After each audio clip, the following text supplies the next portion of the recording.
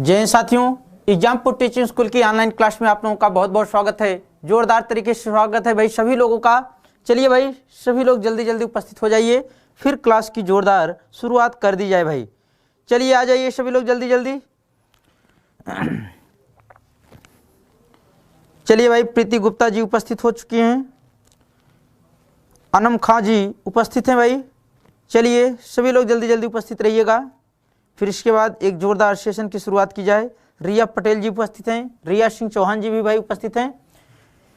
चलिए भाई सभी लोग जल्दी जल्दी आ जाइए। अभिषेक जी भी उपस्थित हो चुके हैं, मैनपाल गौतम जी आ चुके हैं। चलिए भाई, तो आइए चलते हैं हम लोग अपने क्वेश्चन की तरफ।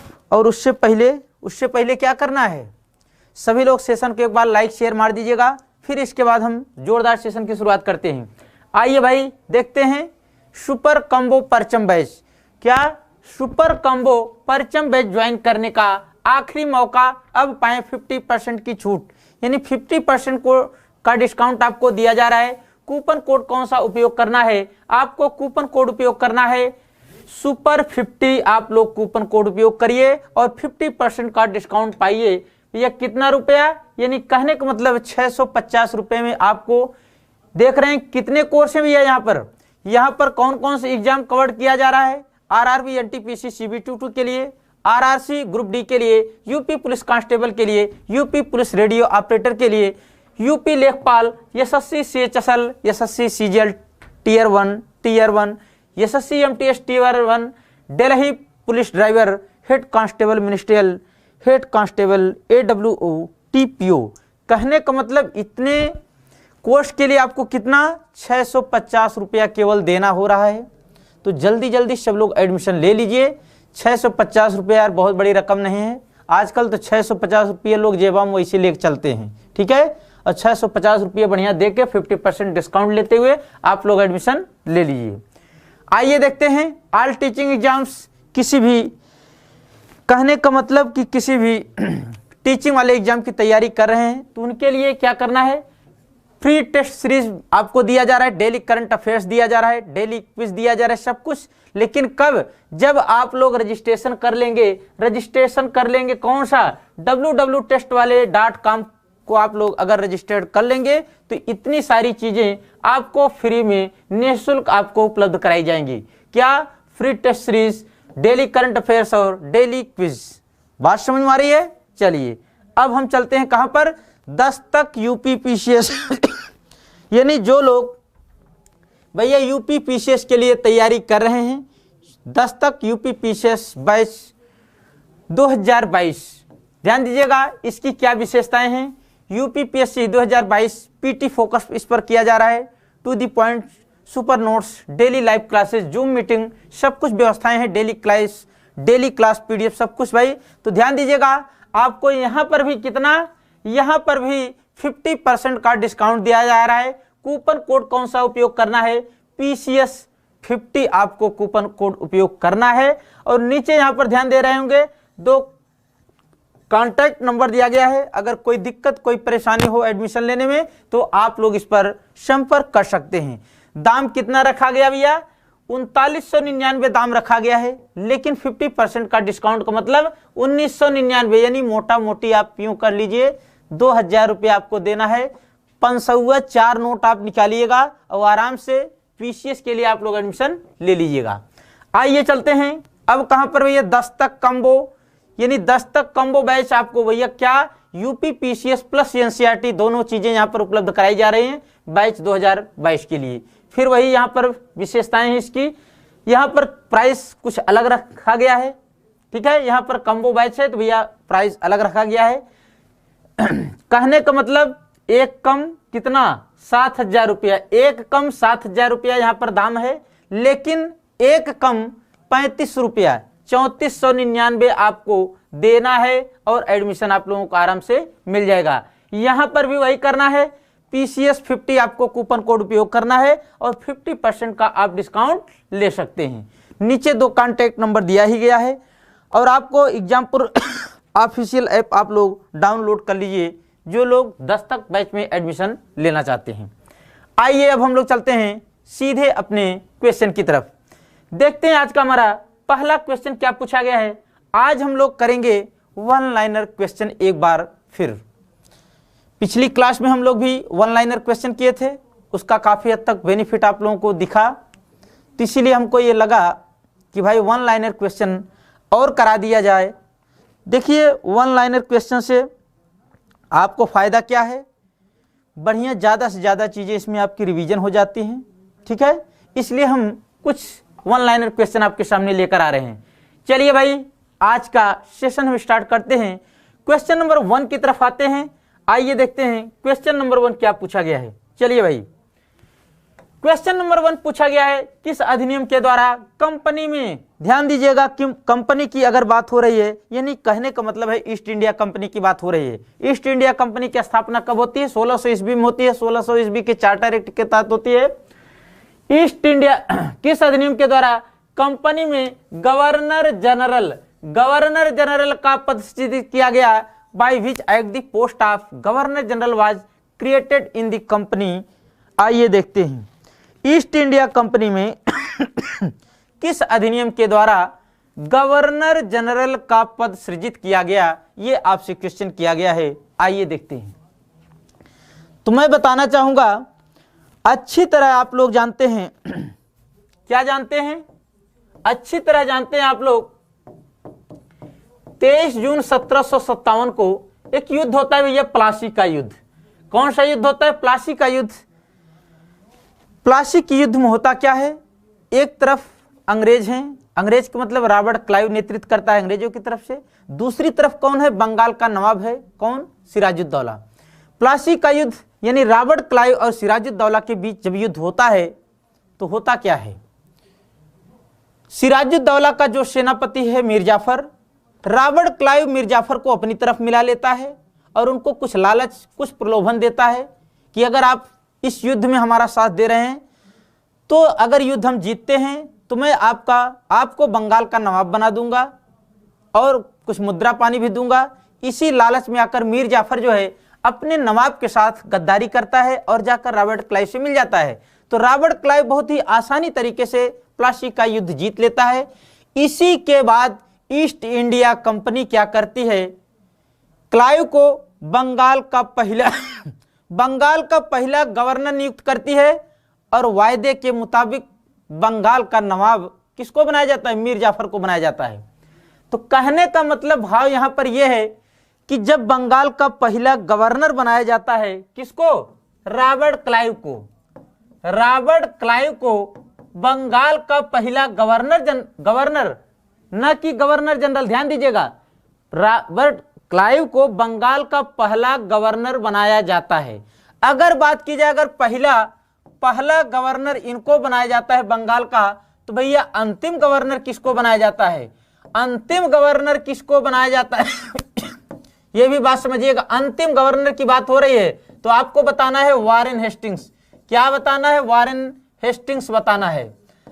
ध्यान दीजिएगा, क्वेश्चन आपसे पूछा गया है कि ईस्ट इंडिया कंपनी में गवर्नर जनरल का पद सृजित किया गया, तो ये जो भैया वारेन हेस्टिंग्स महोदय हैं, बंगाल के अंतिम गवर्नर हैं, इन्हीं को बंगाल का पहला गवर्नर जनरल बनाया जाता है 1773 के रेगुलेटिंग एक्ट के तहत। तो क्वेश्चन का जो भाव था उसका उत्तर आपका यही है कि 1773 ईस्वी के रेगुलेटिंग एक्ट के तहत किसको बनाया जाता है, बंगाल के जो अंतिम गवर्नर हैं वारेन हेस्टिंग्स, इन्हीं को बंगाल का, ध्यान दीजिएगा, बंगाल का प्रथम गवर्नर जनरल बनाया जाता है। तो कौन सा एक्ट है, 1773 का रेगुलेटिंग एक्ट।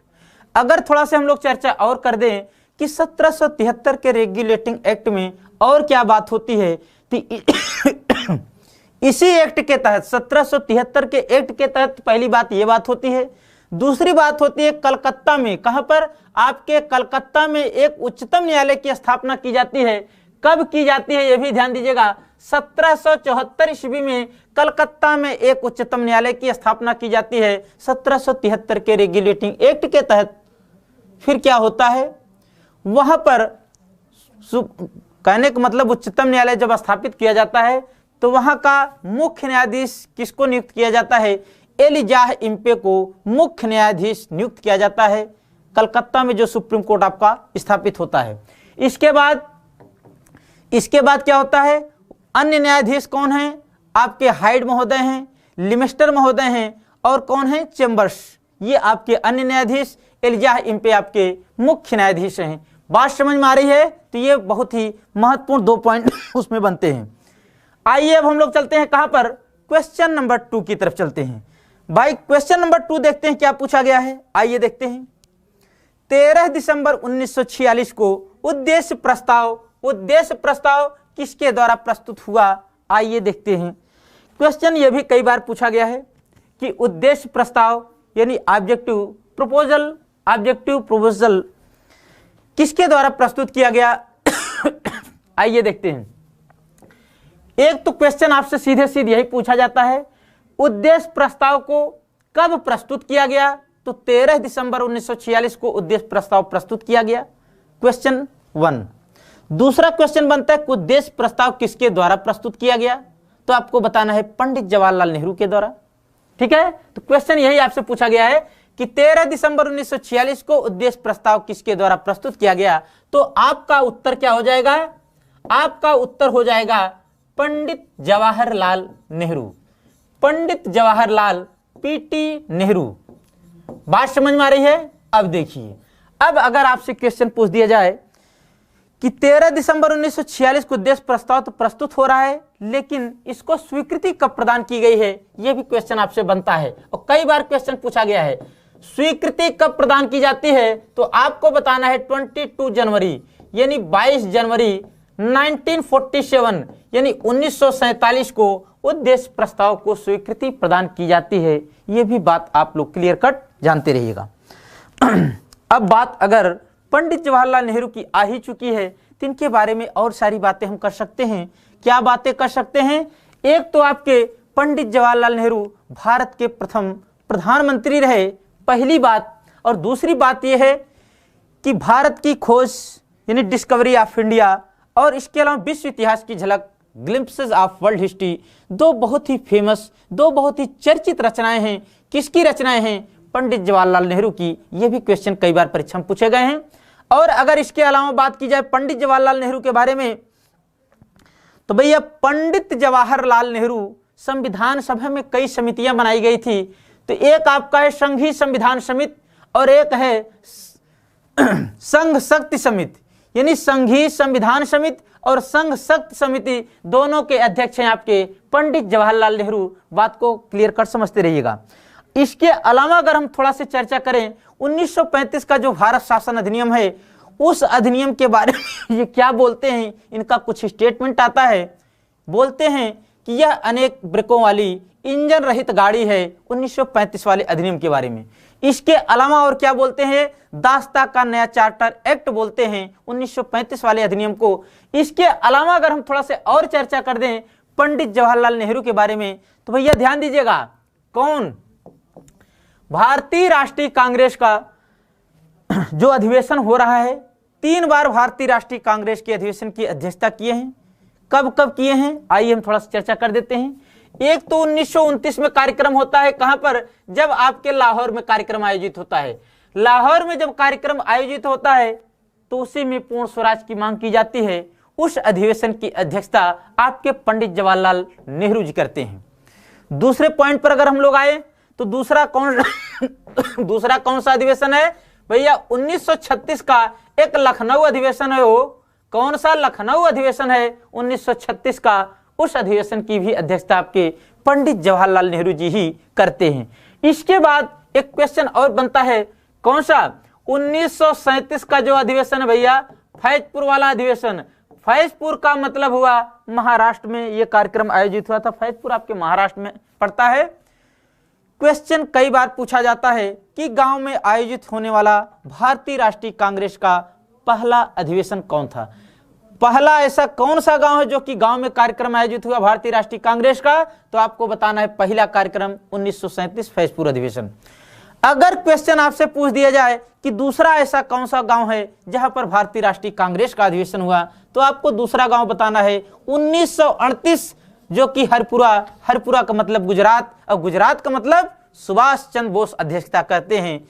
तो भैया पहला गांव पंडित जवाहरलाल नेहरू जी अध्यक्षता करते हैं 1937 फैजपुर अधिवेशन, और दूसरा गांव सुभाष चंद्र बोस जी अध्यक्षता करते हैं 1938 हरिपुरा अधिवेशन की।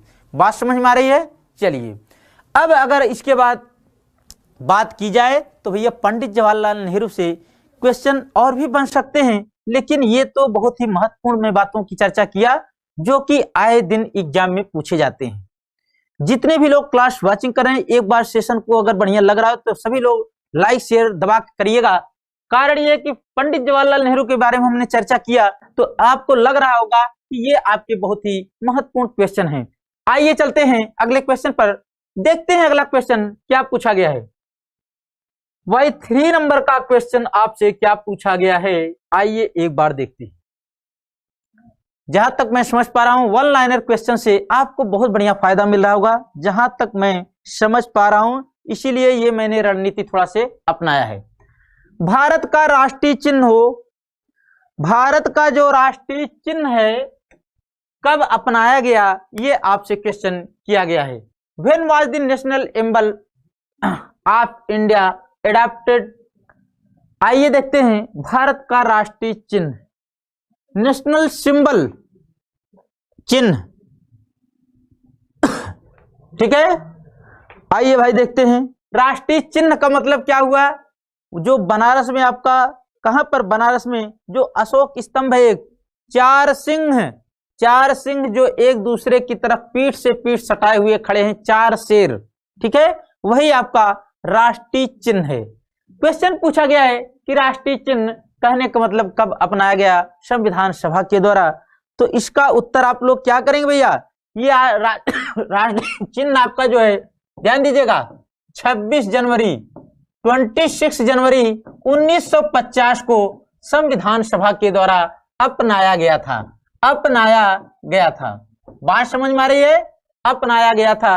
अगर बात की जाए जो आपका नेशनल फ्लैग है, राष्ट्रीय ध्वज, बात समझ में आ रही है ना, राष्ट्रीय ध्वज ये संविधान सभा के द्वारा कब अपनाया गया, तो आपको बताना है। राष्ट्रीय ध्वज की बात करेंगे, ध्यान दीजिएगा, राष्ट्रीय ध्वज की अगर हम लोग बात करें, क्या बात करेंगे, तो भैया 22 जुलाई, ध्यान दीजिएगा, 22 जुलाई 1947 को, 22 जुलाई 1947 को संविधान सभा के द्वारा अपनाया गया था। बात समझ में आ रही है? राष्ट्रीय ध्वज जिसमें केसरिया, हरा और आपका कौन सा, सफेद। बात समझ में आ रही है? क्वेश्चन कई बार पूछा जाता है, जो आपका तिरंगा झंडा है, ठीक है, उसमें सबसे ऊपर जो पट्टी लगी हुई, जो पट्टी बनी हुई है, वो किस रंग की होती है। क्वेश्चन कई बार ये भी पूछे जाते हैं कि कौन सा रंग है, सबसे ऊपर कौन, फिर मध्य में कौन, फिर नीचे कौन सा पट्टी, कौन सा कलर लगा हुआ है। तो आपको दिमाग में सेट करिएगा, आप ऐसे करिएगा, आप हमेशा ध्यान दीजिएगा, आप हमेशा बोलिएगा के सहे। भैया अगर आपके छोटे बच्चों को कोई मारता है तो लोग कहते हैं भैया के सहे, के सहे, आपको दिमाग में सेट करना है।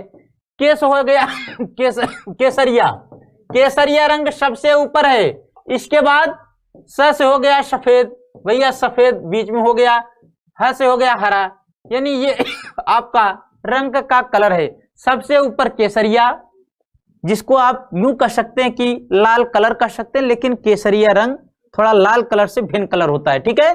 तो केसरिया, फिर सफेद, फिर हरा, और जो सफेद कलरवा है ना, इसी के बिचवा में एक जो आपका राष्ट्र क्या, अशोक जो चक्रवा है, वो जिसमें क्या बना है, जिसमें क्या बना है भैया, 24 तिलिया बनी है। वो 24 तिलिया, कितनी, 24 तिलियां इसमें हैं। बात समझ में आ रही है? राष्ट्रीय ध्वज जो है उसकी लंबाई और चौड़ाई का अनुपात कई बार क्वेश्चन पूछा जाता है। लंबाई और चौड़ाई का अगर आपसे क्वेश्चन कभी भी पूछ दे कि लंबाई और चौड़ाई का अनुपात कितना है भैया, तो लंबाई और चौड़ाई का अनुपात आपको बताना है 3:2, यानी 3:2 लंबाई और चौड़ाई का अनुपात है। बात समझ में आ रही है।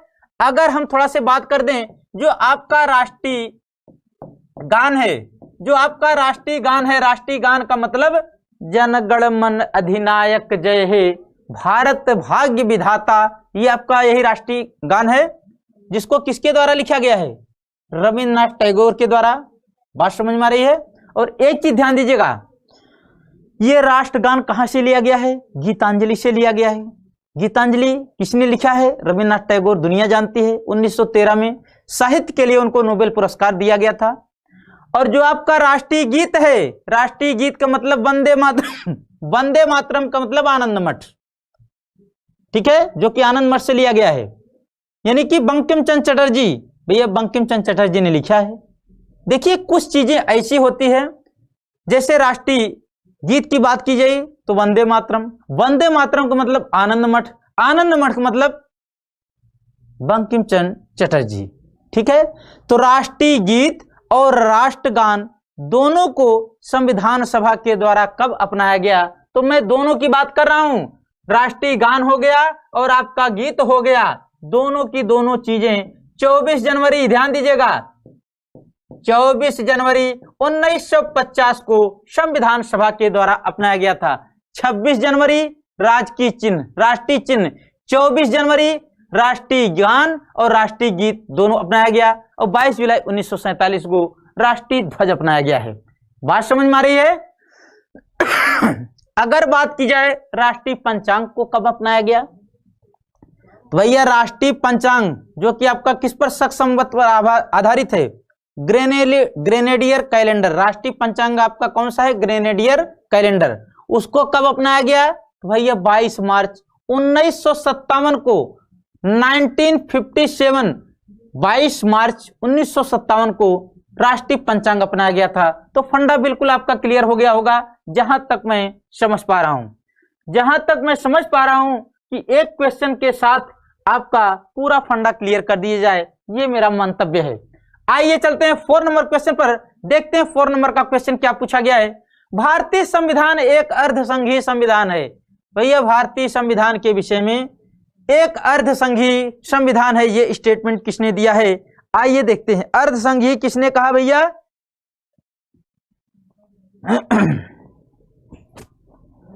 किसने कहा है भारतीय संविधान एक अर्धसंघीय संविधान है? तो ये भैया किसने अर्धसंघीय की बात होगी तो आपको बताना है के.सी. व्हीयर। के.सी. व्हीयर स्टेटमेंट देते हैं भारतीय संविधान एक अर्धसंघीय संविधान है। अगर क्वेश्चन पूछा जाए कि आइवर जेनिंग्स क्या बोलते हैं, ये कहते हैं कि भारतीय संविधान वकीलों का स्वर्ग है। आइवर जेनिंग्स कहते हैं भारतीय संविधान वकीलों का स्वर्ग है, और के.सी. व्हीयर कहते हैं भारतीय संविधान अर्धसंघीय संविधान है। एक ऑस्टिन का नाम आता है। भारतीय संविधान को कहते हैं, क्या कहते हैं? संघवाद कहते हैं। भारतीय संविधान संघवाद कहते हैं। संघवाद कौन कहते हैं? आपके ऑस्टिन महोदय संघवाद कहते हैं। बात समझ में आ रही है। तो चलिए फंडा जहां तक मैं समझ पा रहा हूं सभी का बिल्कुल क्लियर हो गया होगा। आइए चलते हैं एक अगले क्वेश्चन की तरफ, देखते हैं अगला क्वेश्चन क्या पूछा गया है। 5 नंबर का क्वेश्चन आपसे क्या पूछा गया है, आइए एक बार देखते हैं। 5 नंबर का क्वेश्चन आपसे क्या पूछा गया भाई, आइए देखते हैं। 5 नंबर, छत्तीसगढ़ का गठन कब किया गया? फिर बात छत्तीसगढ़ फॉर्म, छत्तीसगढ़ जो राज्य है इसका गठन कब किया गया था, ये आपसे क्वेश्चन किया गया है। छत्तीसगढ़ की राजधानी कहां पर है? छत्तीसगढ़ की राजधानी रायपुर। उत्तरांचल की राजधानी कहां? देहरादून। झारखंड की कहां? रांची। चलिए भाई आते हैं। तो छत्तीसगढ़ राज्य का गठन कब किया गया? तो ये आपका उत्तर क्या हो जाएगा? 1 नवंबर 2000 को, ध्यान दीजिएगा, 1 नवंबर 2000 को छत्तीसगढ़ राज्य का गठन किया गया। और छत्तीसगढ़ जो राज्य है ये आपके भैया ध्यान दीजिएगा मध्य प्रदेश को कट करके, मध्य प्रदेश को काट करके बनाया गया है। मध्य प्रदेश को काटकर बनाया गया है कौन? छत्तीसगढ़ आपका बनाया गया है।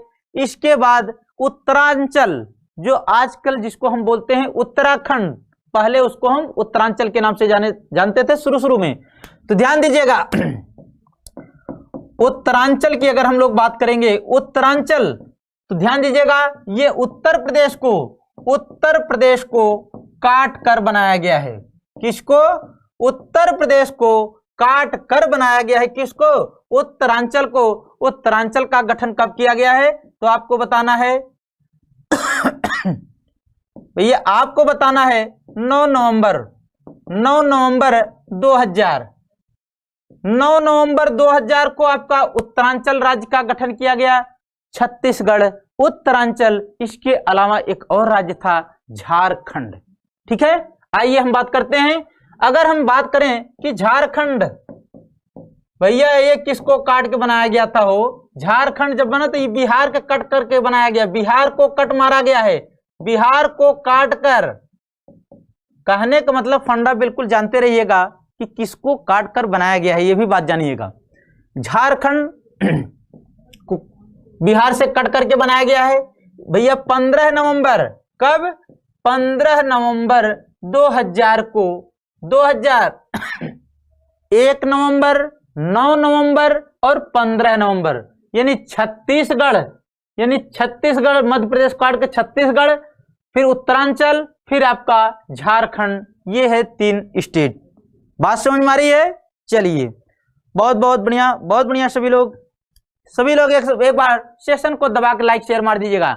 आइए चलते हैं क्वेश्चन नंबर 6 की तरफ। भाई 6 नंबर का क्वेश्चन आपसे क्या पूछा गया, आइए देखते हैं। 6 नंबर का क्वेश्चन, नए राज्य के गठन की शक्ति किसमें निहित है? नए राज्य के गठन की शक्ति किसमें निहित है? तो आपको बताना है ये अधिकार किसके अंदर है भैया? संसद के अंदर। संसद के अंदर है। नए राज्य का गठन का निर्माण कौन कर सकता है? संसद। संसद का मतलब पार्लियामेंट। संसद 79 वाले आर्टिकल के तहत संसद की संरचना की जाती है। संसद में कौन लोग शामिल होते हैं भैया? राष्ट्रपति, लोकसभा और राज्यसभा। इनको जब आप मिला देंगे तो हो जाएगी क्या? संसद की संरचना हो जाएगी। आइए चलते हैं अगले क्वेश्चन पर। 7 नंबर क्वेश्चन पर आते हैं। कौन सा अनुच्छेद राष्ट्रपति के शपथ ग्रहण से संबंधित है? देखिएगा, बहुत ही प्यारा क्वेश्चन आपके बीच उपस्थित हो चुका है। राष्ट्रपति के शपथ ग्रहण की बात हो रही है तो कौन सा आर्टिकल आप उपयोग करेंगे? बात समझ में आ रही है? कौन सा आर्टिकल उपयोग करेंगे भाई? आइए देखते हैं। Which article is related to the feeling in of the president शपथ ग्रहण। आइए देखते हैं भाई, राष्ट्रपति के शपथ ग्रहण की बात करेंगे तो एक आर्टिकल आपके पास है। कौन सा आर्टिकल है? उत्तर है 60 वाला आर्टिकल। यह कहता है राष्ट्रपति के शपथ ग्रहण की बात करता है। राष्ट्रपति किसके समक्ष शपथ ग्रहण करेगा? सुप्रीम कोर्ट के जो मुख्य न्यायाधीश हैं उनके समक्ष करेंगे। अगर सुप्रीम कोर्ट का मुख्य न्यायाधीश का पद किसी कारणवश खाली है तो सुप्रीम कोर्ट के जो वरिष्ठ न्यायाधीश होंगे उनके सामने आपके राष्ट्रपति महोदय शपथ ग्रहण करेंगे। ये बात क्लियर कट जानते रहिएगा। आर्टिकल अगर 60 शपथ ग्रहण से है तो आर्टिकल एक आपके पास और है भैया, एक आर्टिकल आपके पास और है 61, ये महाभियोग की बात करता है। अगर एक आर्टिकल और हम चर्चा कर दे थोड़ा से, 72 वाला आर्टिकल राष्ट्रपति को क्षमादान की शक्ति प्रदान करता है। क्वेश्चन कई बार पूछा जाता है। क्वेश्चन एक बनता है कि भारत में एक राष्ट्रपति होगा, ये बात किस आर्टिकल में कही गई? तो 52 वाले आर्टिकल में कि भारत में एक राष्ट्रपति होगा, ये बात कही गई है।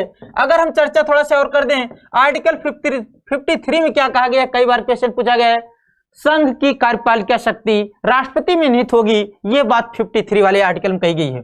अगर हम चर्चा कर दें कि 54 वाला आर्टिकल क्या कहता है? राष्ट्रपति के निर्वाचक मंडल की बात करता है। बात क्लियर कट समझते रहिएगा, ठीक है। अगर हम थोड़ा सा और चर्चा कर दें, आर्टिकल कौन सा? 85 वाला आर्टिकल ये कहता है संसद का सत्राहूत करना, उसका सत्रावसान करना और लोकसभा को भंग करना, ये सब तीनों काम राष्ट्रपति करता है। किस आर्टिकल के तहत? 85 वाले आर्टिकल के तहत। बात समझ में आ रही है? अगर और चर्चा थोड़ा सा कर दें, आर्टिकल 74 क्या कहता है? 74 वाला आर्टिकल कहता है एक संघीय मंत्रि परिषद होगा, उसका काम क्या होगा? राष्ट्रपति को सहायता और सलाह देने के लिए एक मंत्रि परिषद होगा। और संघीय मंत्रि परिषद का प्रधान कौन होगा? आपके प्रधानमंत्री होंगे, ठीक है। आइए अगर थोड़ा सा चर्चा और कर दें, आर्टिकल 78 क्या कहता है? 78 वाला आर्टिकल ये कहता है कि इसमें प्रधानमंत्री के कुछ कर्तव्य निर्धारित किए गए हैं। राष्ट्रपति अगर उनसे कोई सूचना लेना चाहे तो प्रधानमंत्री की जिम्मेदारी है कि वे सूचना राष्ट्रपति को उपलब्ध कराएं। ये बात 78 वाले आर्टिकल में कही गई है। बात समझ में आ रही है? चलिए अब हम चलते हैं कहां पर, एक आर्टिकल आपके पास और है, बहुत ही चर्चित आर्टिकल 123 वाला आर्टिकल।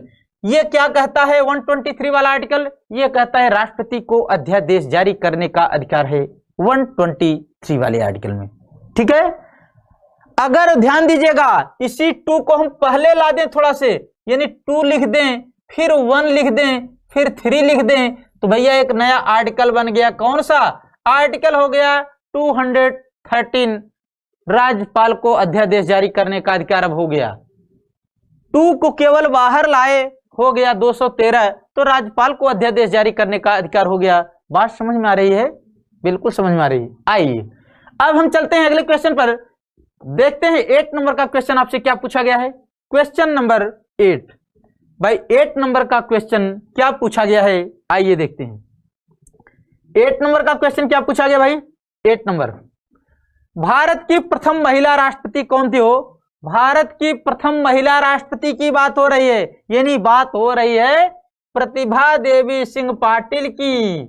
प्रतिभा देवी सिंह पाटिल की, प्रतिभा देवी सिंह पाटिल, ये भारत की प्रथम महिला राष्ट्रपति हैं। अगर क्वेश्चन पूछा जाए कि लोकसभा की प्रथम महिला अध्यक्ष कौन थी, लोकसभा की प्रथम महिला अध्यक्ष, तो मीरा कुमार आपको बताना है। ठीक है, महिलाओं में सबसे पहले लोकसभा अध्यक्ष कौन? मीरा कुमार। यहां तक बात सब लोगों को समझ में आ रही होगी, जहां तक मैं समझ पा रहा हूं। आइए चलते हैं अगले क्वेश्चन पर, देखते हैं 9 नंबर का क्वेश्चन क्या पूछा गया है। क्वेश्चन नंबर 9 की तरफ, उपराष्ट्रपति किस अनुच्छेद के तहत कार्यवाहक राष्ट्रपति के रूप में कार्य करता है? उपराष्ट्रपति की बात हो रही है। उपराष्ट्रपति किस अनुच्छेद के तहत कार्यवाहक राष्ट्रपति के रूप में कार्य कर रहा है भाई? आइए देखते हैं, under which article does the vice president act as the acting president, कार्यवाहक राष्ट्रपति के रूप में। ध्यान दीजिएगा, मैं बताना चाहूंगा आर्टिकल एक आपके पास है 63, ये वाला आर्टिकल कहता है कि भारत में एक उपराष्ट्रपति होगा, ये बात कही जाती है। जो चर्चित आर्टिकल है, एक आर्टिकल है 64, ये वाला आर्टिकल कहता है राज्यसभा का पदेन सभापति या राज्यसभा का पदेन अध्यक्ष कौन होगा? आपके उपराष्ट्रपति होंगे। 64 वाला आर्टिकल कहता है। अगर चर्चा कर दें कि आर्टिकल आपका जो 65 है ये क्या कहता है, यही वाला आर्टिकल है जो क्वेश्चन पूछा गया है। उपराष्ट्रपति 65 वाले आर्टिकल के तहत अगर राष्ट्रपति का पद खाली है तो वो कार्यवाहक राष्ट्रपति के रूप में कार्य करते हैं। कौन? आपके उपराष्ट्रपति महोदय। तो आर्टिकल कौन सा हो जाएगा? 65। क्वेश्चन का उत्तर आपका 65, आंसर आपका यही हो जाएगा 65 वाला आर्टिकल। देखिएगा, एक आर्टिकल के साथ मैं 2 आर्टिकल आपको और बताया, और थोड़ा सी चर्चा कर लेते हैं भाई। उपराष्ट्रपति की अगर बात आ ही गई तो हम चलते हैं कहां पर, एक 69 वाला आर्टिकल है। ये उपराष्ट्रपति के शपथ ग्रहण की बात करता है। जहां पर 60 वाला आर्टिकल राष्ट्रपति के शपथ ग्रहण की बात करता है, वहां पर उपराष्ट्रपति के शपथ ग्रहण की बात 69 वाला आर्टिकल करता है। अगर थोड़ा सा और चर्चा हम लोग कर दें, आर्टिकल जो 71 है, ये आर्टिकल क्या कहता है? ये कहता है कि राष्ट्रपति हूं या उपराष्ट्रपति हूं, इनके निर्वाचन से संबंधित अगर किसी प्रकार का विवाद खड़ा होता है तो उसका निपटारा आपका सुप्रीम कोर्ट करेगा। ये बात 71 वाले आर्टिकल में कही गई है। बात समझ में आ रही है? तो जहां तक मैं समझ पा रहा हूं सभी लोग बढ़िया से समझ गए होंगे। इतने चर्चित आर्टिकल, ये 5-6 आर्टिकल, अगर उपराष्ट्रपति से आर्टिकल पूछा जाएगा तो इस 5-6 के अलावा कोई 7वां आर्टिकल आपका नहीं पूछा जाएगा। बात समझ में आ रही है? जहां तक मैं समझ पा रहा हूं सभी लोगों को बात बढ़िया से समझ में आ गई होगी। आइए चलते हैं 10 नंबर क्वेश्चन पर। किस समिति को स्थायी मिति व्ययिता, ध्यान दीजिएगा, ध्यान दीजिएगा, 65,000 का ध्यान दिया भाई साहब, 65 है, ठीक बा। अब किस समिति को स्थायी मिति व्ययिता समिति कहा जाता है, ये आपसे क्वेश्चन किया गया है। क्वेश्चन कई बार पूछा गया है, टीजीटी पीजीटी के भी क्वेश्चन, टीजीटी पीजीटी के एग्जाम में पूछा गया है, कई बार आपके lower PCS, RO, UDA, LDA कई जगह एक क्वेश्चन पूछा गया है। आइए देखते हैं किस समिति को स्थायी मितव्ययिता समिति कहा जाता है, ये आपसे क्वेश्चन पूछा गया है।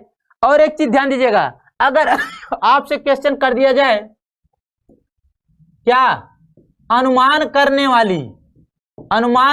वाली वित्तीय समिति किसे कहा जाता है, क्या अनुमान करने वाली वित्तीय समिति किसे कहा जाता है, किस समिति को कहा जाता है, तो दोनों का उत्तर एक ही होगा, स्थायी मितव्ययिता समिति किसे कहा जाएगा। या क्वेश्चन पूछ सकता है अनुमान करने वाली वित्तीय समिति किसे कहा जाता है, तो दोनों का उत्तर आपका हो जाएगा। प्राक्कलन समिति का नाम आप लोग सुने हैं, अगर प्राक्कलन समिति का नाम सुने हैं तो भैया इन्हीं को स्थायी मितव्ययिता समिति कहा जाता है, अनुमान करने वाली वित्तीय समिति कहा जाता है। अगर क्वेश्चन कभी भी पूछा जाए तो भैया प्राक्कलन समिति में टोटल के टोटल 30 सदस्य होते हैं, केवल टू केवल आपके लोकसभा से जाते हैं, राज्यसभा के सदस्यों को इसमें शामिल नहीं किया जाता। इसके अलावा बात करें, एक लोक लेखा समिति होती है, उसमें 22 सदस्य होते हैं, 15 लोकसभा 7 राज्यसभा से जाते हैं। क्वेश्चन कई बार पूछा जाता है कि प्राक्कलन समिति की जुड़वा बहन किसे कहा जाता है, तो आपको बताना है लोक लेखा समिति को। बात समझ में आ रही है? चलिए, अगर बात यहां तक समझ में आ रही है तो भाई बहुत बढ़िया, अगर नहीं आ रही है तो कोशिश करिए। आइए चलते हैं 11 नंबर क्वेश्चन पर। 11 नंबर का क्वेश्चन यहां पर आपसे क्या पूछा गया, आइए देखते हैं। 11 लोक लेखा समिति के अध्यक्ष की मनोनीत कौन करता है, लोक लेखा समिति के जो अध्यक्ष होते हैं उनको मनोनीत कौन करता है भाई, who nominates the chairman of the public accounts committee. आइए देखते हैं लोक लेखा समिति के अध्यक्ष को मनोनीत कौन करता है, ये आपसे क्वेश्चन किया गया है। कौन मनोनीत करता है भाई, तो आपको उत्तर करना होगा लोकसभा अध्यक्ष। क्या उत्तर करना होगा, लोकसभा अध्यक्ष। इसका उत्तर आपका सीधे सीधे हो जाएगा लोकसभा अध्यक्ष। चलिए भाई आते हैं 12 नंबर क्वेश्चन पर, यानी कि 12 नंबर क्वेश्चन पर। 12 नंबर का क्वेश्चन आपसे क्या पूछा गया है, आइए देखते हैं। विधानसभा के सदस्य के लिए न्यूनतम आयु, विधानसभा सदस्य का मतलब जो भैया इस समय प्रेजेंट टाइम में योगी जी, हमारे उत्तर प्रदेश की बात की जाए तो योगी जी का चुनाव इस समय जोरों पे चल रहा है, विधानसभा का चुनाव चल रहा है। अगर आपको यानी कहने का मतलब विधायक बनना है, विधायक जी बनना है, तो उसके लिए कम से कम कितनी एज होनी चाहिए कि आप विधानसभा का चुनाव लड़ सकें, ये क्वेश्चन आपसे पूछा गया है। विधानसभा के सदस्य के लिए न्यूनतम आयु क्या है भाई, what is the minimum age for the member of the legislative assembly. आइए देखते हैं, तो ध्यान दीजिएगा, इसके लिए भैया उम्र कितनी होनी चाहिए, 25 ईयर। कितना भैया, 25। कहने का मतलब अगर आपको विधायक बनना है यानी लखनऊ वाला चुनाव, और अगर आपको दिल्ली वाला चुनाव यानी मेंबर ऑफ पार्लियामेंट सांसद बनना है, तो उसके लिए भी 25, दोनों के लिए 25 साल एज रखी गई, ध्यान दीजिएगा। ठीक है, कहने का मतलब अगर लोकसभा का सदस्य बनना है, लोकसभा का चुनाव लड़ना है तो भी 25, और विधानसभा का चुनाव लड़ना है जो आपसे क्वेश्चन यहां पर पूछा गया है तो भी उसके लिए 25 साल एज होनी चाहिए। अगर आपको विधान परिषद का चुनाव लड़ना है या राज्यसभा का चुनाव लड़ना है तो उसके लिए आपको 30 वर्ष एज होनी चाहिए, ये भी बात समझते रहिएगा। अगर आपको चुनाव लड़ना है कौन सा, अगर मान लीजिए राष्ट्रपति पद के लिए आपको चुनाव लड़ना है, या आप मान लीजिए उपराष्ट्रपति पद के लिए चुनाव लड़ रहे हैं, चलिए भाई उपराष्ट्रपति बन जाइए। अब इसके बाद अगर उपराष्ट्रपति नहीं बन पा रहे हैं तो राज्यपाल ही बन जाओ यार। तो भैया ध्यान दीजिएगा, राष्ट्रपति के चुनाव लड़ाई खोए, उपराष्ट्रपति के चुनाव लड़ाई खोए, राज्यपाल के चुनाव लड़ाई खोए, तीनों पद का अगर चुनाव लड़ाई तो 35 कितना भैया, 35 साल एज कम से कम होना चाहिए। 35 हो या 35 से ऊपर हो, अगर 34 है तो आप चुनाव नहीं लड़ सकते। वही हाल यहाँ है, 25 है तो लड़ेंगे और 24 है तो नहीं लड़ पाएंगे। फंडा क्लियर रखिएगा, ठीक है। अब अगर ग्राम प्रधानी का चुनाव लड़ना है, ग्राम प्रधानी चुनाव लड़ना है तो 21 साल होना चाहिए। वोटर कार्ड बनवाना है तो 18 साल होना चाहिए इस समय, जो कि 21 साल जो एज रखी गई है मूल संविधान के समय मताधिकार के लिए यानी वोटिंग कार्ड, निर्वाचन कार्ड बनवाने के लिए 21 साल एज रखी गई थी। लेकिन एक संविधान संशोधन होता है, 61वां संविधान संशोधन 1989 में, तो 21 वर्ष से एजिया घटा के 18 वर्ष कर दिया गया। किसके लिए? निर्वाचन कार्ड बनवाने के लिए। भैया निर्वाचन कार्ड बना रहे तभी तो वोट करवा। बात समझता है ना? तो फंडा बिल्कुल क्लियर कर रखा। आवा चलते हैं 13 नंबर क्वेश्चन पर। 13 नंबर का क्वेश्चन क्या पूछा गया, आइए एक बार देखते हैं। भारत के योजना आयोग के पहले अध्यक्ष कौन थे? देखिएगा, भारत के योजना आयोग के प्रथम अध्यक्ष कौन थे? Who was the first chairman of the planning commission of India? योजना आयोग दुनिया जानती भैया, 15 मार्च 1950 को योजना आयोग का गठन किया गया था। यह भी क्वेश्चन कई बार पूछा गया है। अब इसी योजना आयोग का नाम समाप्त करके, इसको कट करके भैया हमारे नरेंद्र मोदी जी प्रधानमंत्री जो कि देश के हैं, इन्होंने कहा कि योजना आयोग का नाम अब अच्छा नहीं लगता, बहुत पुराना नाम हो गया है। तो बोले भैया अब क्या नाम रखा जाए? तो कहें इसको यार नाम चेंज कर देते हैं, थोड़ा क्या करना है? तो कहें भैया 1 जनवरी 2015 से हो, 1 जनवरी 2015 से कहें। अब इसको हम बोलेंगे क्या? नीति आयोग बोलेंगे। अब इसको हम योजना आयोग न कह के हम लोग नीति आयोग बोलेंगे। और ये आपका एक संविधानेतर संस्था है, संविधान से इतर संस्था है। इसका संविधान में, इसको आर्टिकल में कहीं जगह नहीं दिया गया है। बात समझ में आ रही है? क्वेश्चन पूछा कि भारत के योजना आयोग के पहले अध्यक्ष कौन थे? योजना आयोग के पहले अध्यक्ष भैया, योजना आयोग का अध्यक्ष कौन होता है? प्रधानमंत्री। तो पहला अध्यक्ष पंडित जवाहरलाल नेहरू हो गए। योजना आयोग का अगर अंतिम अध्यक्ष पूछा जाए तो आपको नरेंद्र मोदी जी बताना है। भैया यही तो नमूना समाप्त किए हैं योजना आयोग का। अगर क्वेश्चन आपसे पूछा जाए कि नीति आयोग का पहला अध्यक्ष कौन था, तो नरेंद्र मोदी जी आपको बताना है। योजना आयोग का अंतिम अध्यक्ष कौन था? नरेंद्र मोदी जी। नीति आयोग का पहला अध्यक्ष कौन था? नरेंद्र मोदी जी। दोनों का उत्तर आपका एक ही होगा। बात समझ में आ रही है? जहां तक मैं समझ पा रहा हूं सभी लोगों को बात बढ़िया से समझ में आ गई होगी। आइए चलते हैं 14 नंबर क्वेश्चन पर। ओम्बुड्समैन का भारतीय प्रतिमान क्या है? ओम्बुड्समैन, ओम्बुड्समैन का भारतीय प्रतिमान क्या है भैया? इसका भारतीय प्रतिमान है लोकपाल। लोकपाल ओम्बुड्समैन सबसे पहले कहां पर? स्विट्जरलैंड में। ठीक है, आइए तो क्वेश्चन के अकॉर्डिंग आपका क्या हो गया? लोकपाल। ओम्बुड्समैन का भारतीय प्रतिमान लोकपाल। भैया लोकायुक्त आपके स्टेट में होते हैं, लोकपाल आपके भारत लेवल पर होते हैं। ये बात आप क्लियर कट जानते रहिएगा। अब हम कहां चलेंगे? आते हैं अगले क्वेश्चन पर। देखते हैं अगला क्वेश्चन क्या पूछा गया है। 15 नंबर का क्वेश्चन आपसे क्या पूछा गया है, आइए एक बार देखते हैं। 15 नंबर का क्वेश्चन पूछा गया है, उत्तर प्रदेश का लोकायुक्त अपना प्रतिवेदन किसे सौंपता है? उत्तर प्रदेश का जो लोकायुक्त होगा, कहने का मतलब उनका कार्यकाल कितने वर्ष का होता है भैया? 8 वर्ष का। वर्तमान समय में उत्तर प्रदेश के लोकायुक्त का कार्यकाल कितने वर्ष का? 8 वर्ष का होता है। उत्तर प्रदेश के अगर वर्तमान समय में लोकायुक्त की बात की जाए कौन है, तो आपको बताना है संजय मिश्रा जी। संजय मिश्रा इस समय आपके वर्तमान समय में उत्तर प्रदेश के लोकायुक्त हैं। कहां पे? वर्तमान में। वर्तमान में भैया कहां के? यूपी की। यूपी के वर्तमान में लोकायुक्त संजय मिश्रा जी हैं। क्वेश्चन पूछा कि लोकायुक्त अपना प्रतिवेदन किसे सौंपेगा, ये आपसे क्वेश्चन किया गया है। 15 नंबर क्वेश्चन के लिए भैया ये अपना प्रतिवेदन किसको सौंपेंगे? भैया स्टेट के राज्यपाल को, यानी गवर्नर महोदय को। यानी अगर बात की जाए वर्तमान समय में तो आनंदीबेन पटेल जी को। आइए चलते हैं क्वेश्चन नंबर 16 की तरफ। भाई 16 नंबर का क्वेश्चन क्या पूछा गया है? नवयुवकों द्वारा 18 वर्ष की आयु पर मताधिकार का पहली बार प्रयोग किया गया आम चुनाव में कौन सा आम चुनाव था? हो कौन सा आम चुनाव था?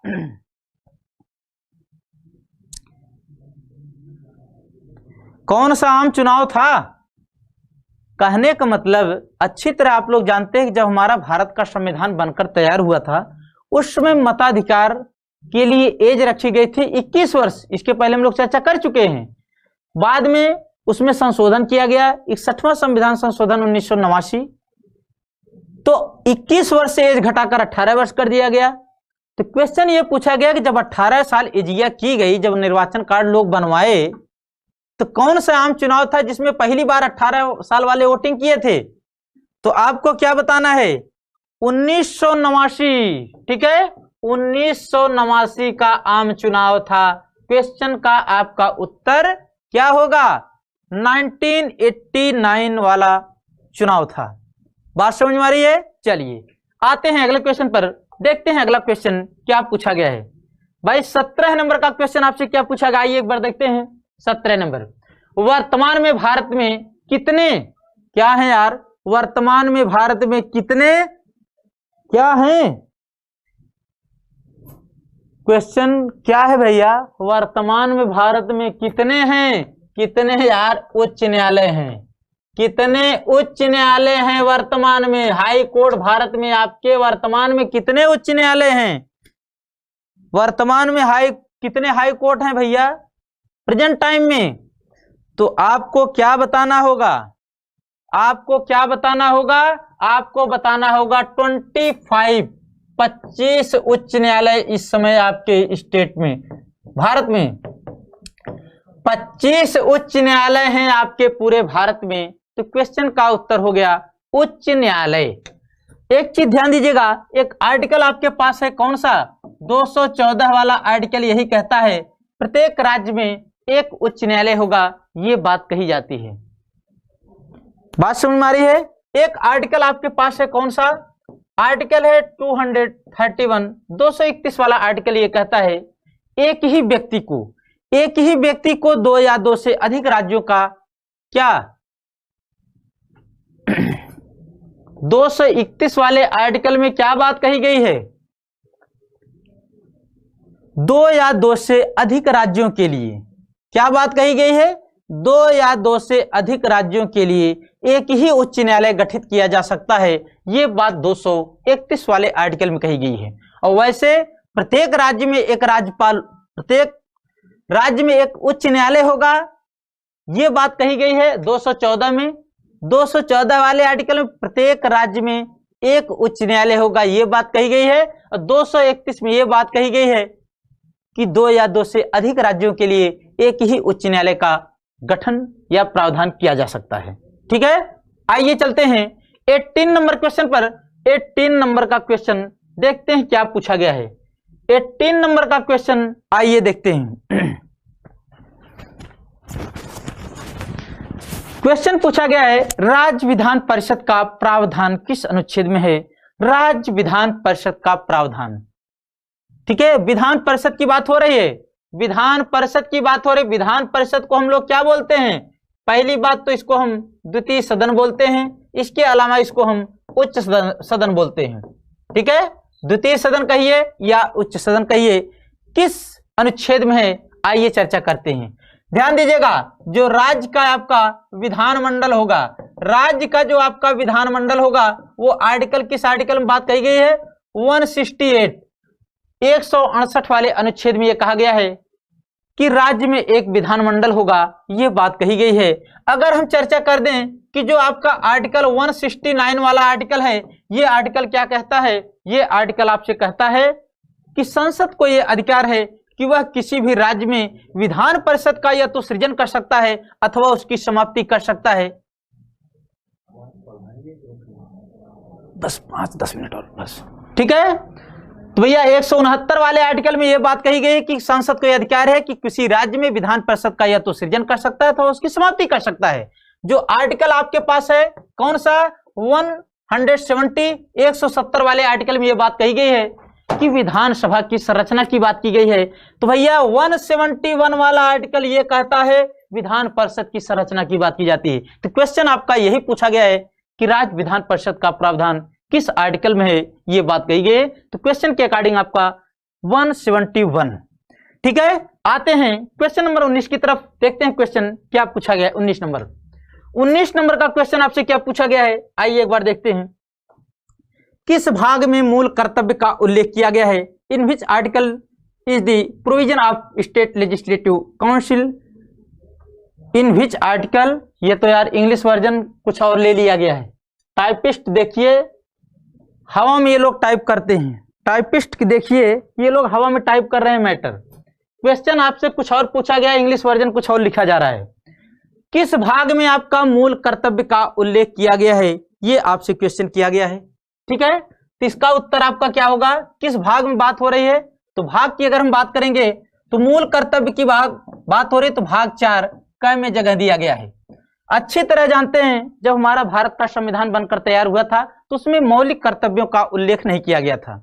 एक सरदार स्वर्ण सिंह समिति बनाई जाती है, कौन सी, सरदार स्वर्ण सिंह समिति, सरदार स्वर्ण सिंह समिति बनाई जाती है। भैया किसकी गवर्नमेंट थी उस समय, उस समय गवर्नमेंट किसकी थी, इंदिरा गांधी की सरकार थी उस समय। किसकी, इंदिरा गांधी उस समय आपके भारत की प्रधानमंत्री थी। उन्हीं के समय सरदार स्वर्ण सिंह समिति गठित की जाती है। इन्होंने 8 मौलिक कर्तव्य, कितने की सिफारिश की थी, 8 मौलिक कर्तव्य की सिफारिश की, लेकिन कुल मिलाकर 8 मौलिक कर्तव्यों को जगह न देकर कितने, 10 को, भैया 10 को जगह दिया गया था। 10 मौलिक कर्तव्य आप ऐड किए गए। अनुच्छेद की बात करेंगे, किस अनुच्छेद में जगह दिया गया, 51 क में जगह दिया गया था। भाग की बात करेंगे तो भाग 4 क में जगह दिया गया। अगर हम लोग थोड़ा से भाग 3 की बात कर दें कि भाग 3 में किसका उल्लेख है, तो भाग 3 में आपका मूल अधिकार है, जो कि 12 से लेकर 35 वाले अनुच्छेद में है। बात की जाए किस देश के संविधान से लिया गया मूल अधिकार, तो संयुक्त राज्य अमेरिका से लिया गया। अगर भाग 2 की हम बात करें तो भाग 2 आपका किससे संबंधित है, नागरिकता से संबंधित है। अगर बात करें तो 5 से लेकर 11 वाला जो अनुच्छेद है उसमें आपका नागरिकता का उल्लेख किया गया है। भाग 1 में 1 से लेकर जो 4 अनुच्छेद है उसमें संघ एवं संघ राज्य एवं संघ राज्य क्षेत्र के बारे में चर्चा की गई है। आइए चलते हैं बिल्कुल लास्ट क्वेश्चन पर, देखते हैं क्वेश्चन क्या पूछा गया है। क्वेश्चन क्या पूछा गया है, आइए एक बार देखते हैं। क्वेश्चन आपसे पूछा गया है कि प्रस्तावना, प्रस्तावना का मतलब जो आपका यहां पर भी इंग्लिश वर्जन वही दोबारा रिपीट किया गया है। प्रस्तावना में अब तक कितनी बार संशोधन हुआ है। प्रस्तावना का मतलब, प्रस्तावना का मतलब उद्देशिका, उद्देशिका का मतलब प्रियम्बल। ठीक है, उद्देशिका में अब तक कितनी बार संशोधन हुआ है, ये आपसे क्वेश्चन किया गया है। तो आपको बताना है केवल टू केवल 1 बार संशोधन किया गया है। 1 बार केवल संशोधन किया गया है अब तक। वह कब किया गया है, जो 42वां संविधान संशोधन 1976 होता है, तो उसी के तहत क्या बात कही गई है, 3 शब्द जोड़े गए हैं आपके प्रस्तावना में। एक शब्द जोड़ा गया है कौन सा, समाजवादी। एक शब्द आपका जोड़ा गया है समाजवादी। दूसरा शब्द है पंथ निरपेक्ष, पंथ निरपेक्ष। इसके अलावा शब्द जोड़ा गया है अखंडता। यही 3 शब्द जोड़े गए हैं। कुल मिलाकर प्रस्तावना में अब तक 1 बार संशोधन हुआ है। तो जहां तक मैं समझ पा रहा हूं ये 1 लाइनर क्वेश्चन आपको बढ़िया लगा होगा। तो मैं उम्मीद करता हूं कि आपको बहुत बढ़िया लगा होगा। अगर बढ़िया लगा है तो एक बार सभी लोग वीडियो को लाइक शेयर बढ़िया से मार दीजिएगा। फिर हम अपनी क्लास अब यहीं पर क्लोज करना चाहेंगे। चलिए, तो बहुत बहुत धन्यवाद, बहुत बहुत धन्यवाद।